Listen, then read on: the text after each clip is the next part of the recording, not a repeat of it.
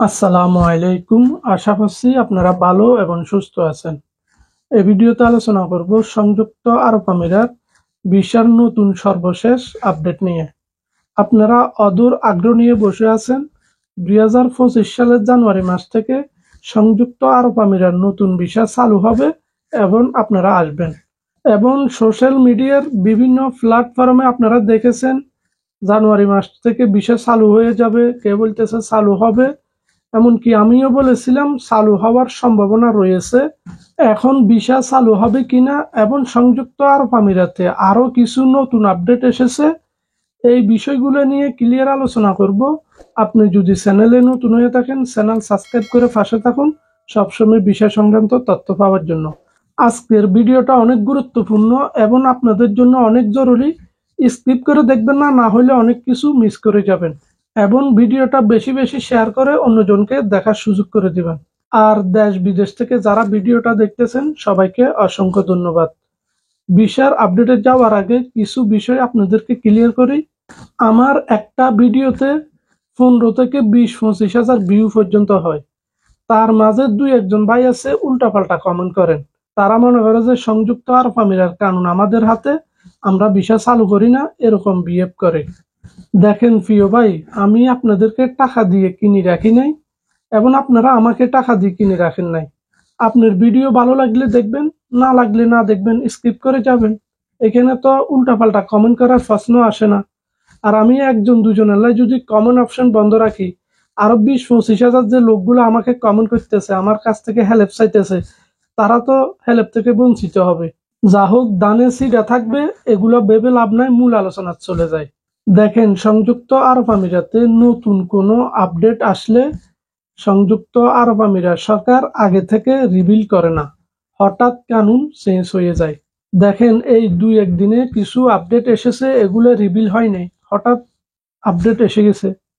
সংযুক্ত আরব আমিরাতে আবুধাবি এবং আলাইন যেসব বাইরা আছে, আগে ভিসা লাগাইতে হলে মেডিকেল কার্ড, যেটাকে হেলথ কার্ড বলে, এটা ভিসা লাগাইতে হলে করতে হয় এবং 1 বছর পরে এগুলা রেনু করা লাগতো এবং নতুন ভিসা ট্রান্সফার করতে হলে এগুলা করা লাগতো। কিন্তু দুবাই, শারজা, রাসুল খাইমা এসব দিকে এই সিস্টেমটা ছিল না।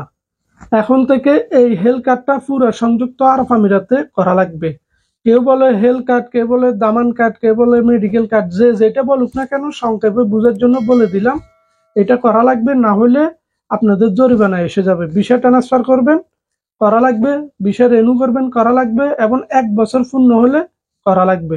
বিশেষ করে এই মেডিকেল কার্ডটা আমাদের জন্য অনেক জরুরি। অনেক সময় আমাদের মেডিকেলের প্রয়োজন হয়, যদি কার্ডটা না থাকে অনেক টাকা খরচ হয়, আর কার্ডটা থাকলে অল্প টাকা দিয়ে সেরে যায়। যে কোনো মুহূর্তে আপদ বিপদ হতে পারে, কার্ডটা থাকলে ভালো হয়। এবার আসি জানুয়ারি মাস থেকে ভিসা চালুর আপডেট নিয়ে। দেখেন, যদিও আপনাদের মন খারাপ হতে পারে, করা কিছু নাই, ভিসা চালুর সম্ভাবনা বোধ কম।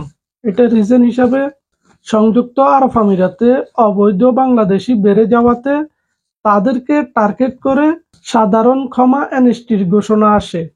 এখন অবৈধ লোকের ক্যালকুলেশন অনুযায়ী সংযুক্ত আরব আমিরাতে এখনো অনেক অবৈধ লোক থেকে যায়। এখন 2025 সালের জানুয়ারি মাস থেকে প্রচুর চেক হবে, এমনকি কিছু কিছু জায়গাতে এখনো চেক হইতেছে। এই জন্য ভিসা চালু হওয়ার বোধ সম্ভাবনা কম।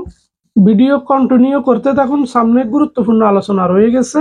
ভিসা চালু হবে না মতলব, যেটা আমাদের বেশি জরুরি, লেবার ভিসা চালু হওয়ার সম্ভাবনা একবারে কম। এবং ভিজিট ভিসা যেটা দিয়ে আমরা এসে ভিসা ট্রান্সফার করব বা কনভার্ট করব, লিগ্যাল হব, ওই ভিসাটা চালু হওয়ার সম্ভাবনা কম। যে ভিসাগুলো চালু হবে, এই ভিসাগুলো আমাদের যে নর্মাল লোকগুলো আসবে, সাধারণ লোক, তাদের কোনো কাজে আসবে না। যেমন এখন ভিজিট ভিসা যেভাবে আছে, হাই লেভেলের গুলো চালু, ট্যুরিজম অরিজিনাল ট্যুরিজমের গুলো চালু, এগুলা তখনও থাকবে, এভাবে থাকবে। তো এগুলো তো আমাদের কোনো কাজে আসবে না। এবং হাই প্রফেশনের ভিসা, এগুলো এখনো চালু আছে।